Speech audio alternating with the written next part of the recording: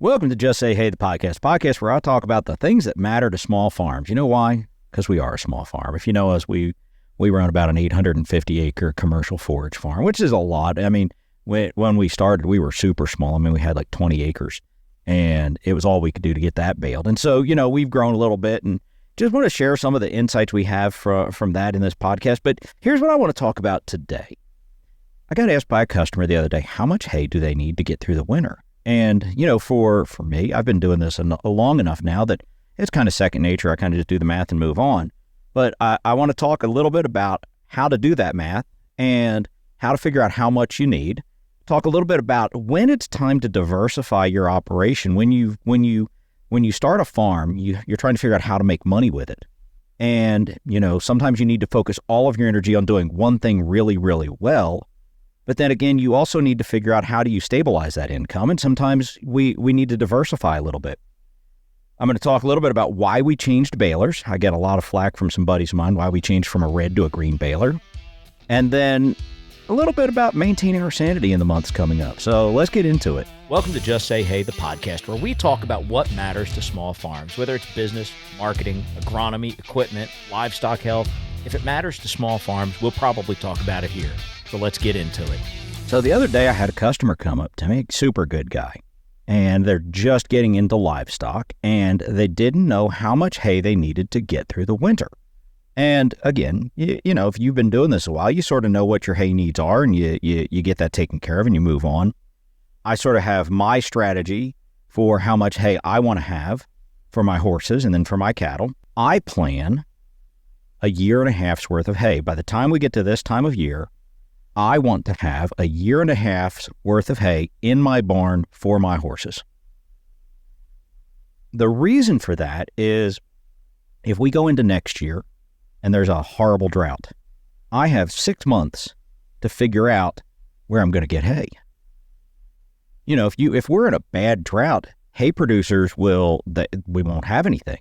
And if we do, the price goes up because it's about you have a very, very limited supply. So the price generally goes up quite a bit. We had this happen before we got into farming our own hay. Had this happen, I want to say it was 2012, 2007, 2012. We weren't farming our own hay. We were just buying hay for our horses.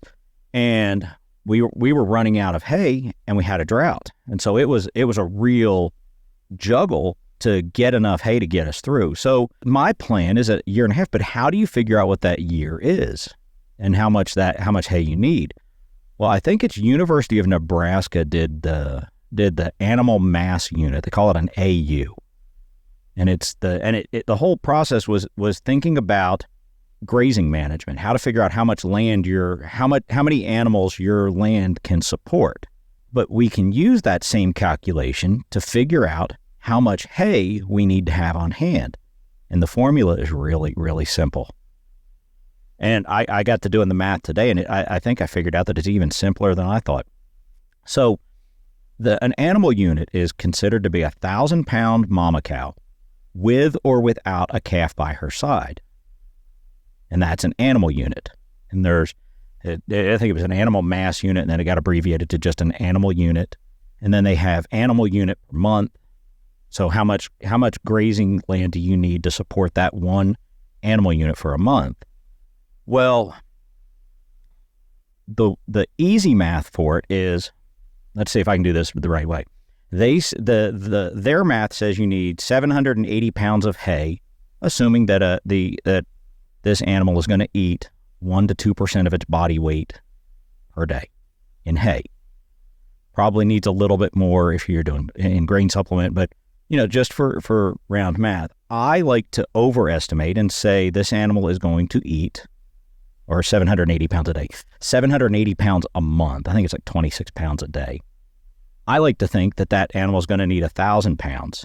And the reason for that is in almost every operation that I see, mine included, we have waste.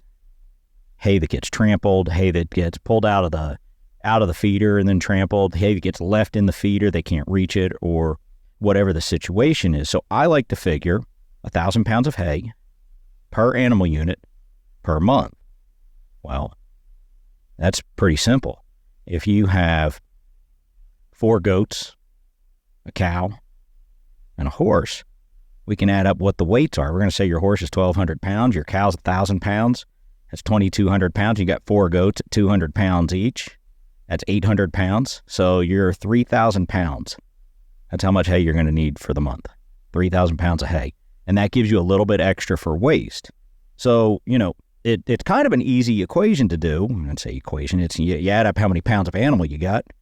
And then you multiply that by how many months you're going to be feeding. Now, everybody's feed ration and everybody's feeding strategy is a little bit different. I mean, for our horses, for example, we do stall feeding. So they get fed high quality hay every day, twice a day.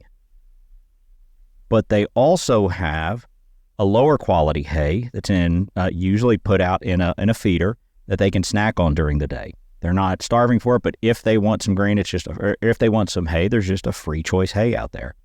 So that is sort of the way our strategy goes. So we probably put 1,000 pounds for 6 horses. We'll put 1,000 pounds of hay out a month just for them to snack on, sometimes a little more than that.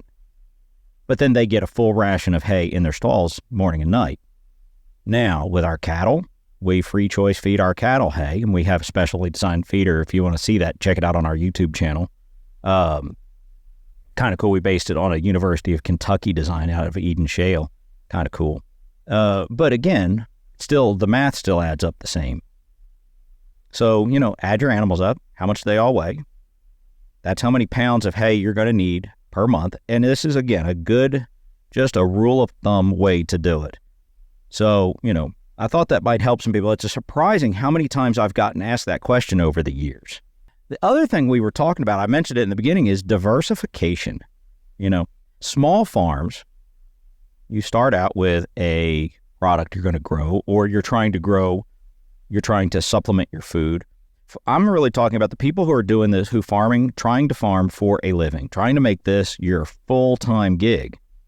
And looking at diversifying. And we started out, when we started farming, our idea was cattle. We were going to raise cattle. Cattle market was good when we started. I was still working a full-time job, so it was a little difficult. But as we moved on, we sort of pivoted our farm to a commercial forage farm. That was the land that was available. We had some equipment. It just made a lot of sense for us. Now, we still run a small cow-calf operation. In fact, I'll be taking calves off in the morning, taking them off for sale.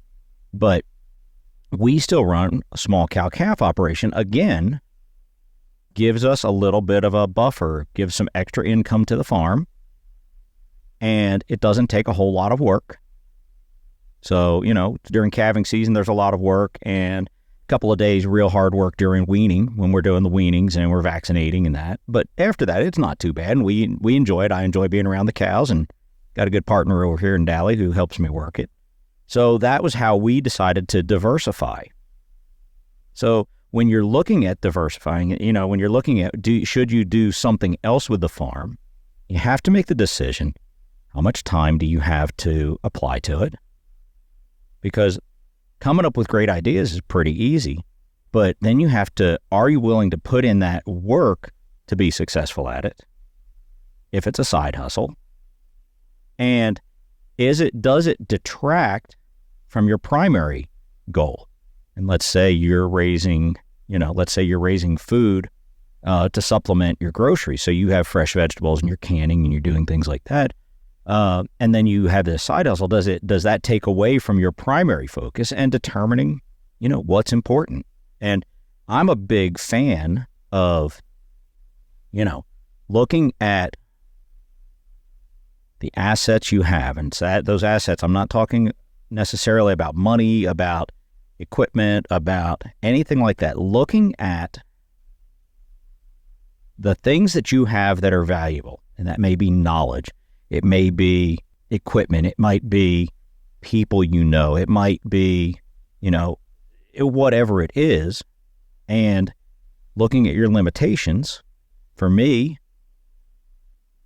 like with most people, it's, my limitations are time and money. So, where those are my biggest limiting factors, at the end of the day, I'm done. I've already put in a 12 or 14 hour day.